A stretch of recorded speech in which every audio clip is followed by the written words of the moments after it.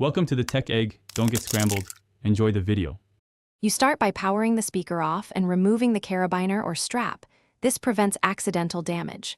Once done, lay the clip 4 face down on a soft cloth so you don't scratch the finish. Use a thin plastic pry tool at the seam near the USB-C cover. Gently insert and twist to lift the rubber skin just enough to get your fingers under. Move slowly. You want to separate adhesive without tearing the rubber. You continue by peeling the rubber cover around the perimeter, applying even pressure as you go so the adhesive gives without splitting. Once you've exposed the edges, feel for plastic retention clips at the top and bottom. Press them inward while lifting the rubber to release. If a tiny Phillips screw becomes visible behind the cover, remove it before further peeling. Keep the cover folded back and set aside. This preserves the fit and makes reassembly cleaner.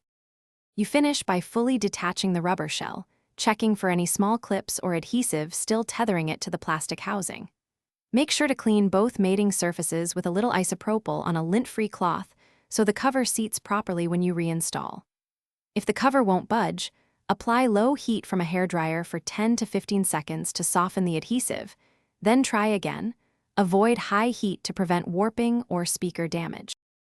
Thanks for watching. Consider subscribing if I helped unscramble your problems.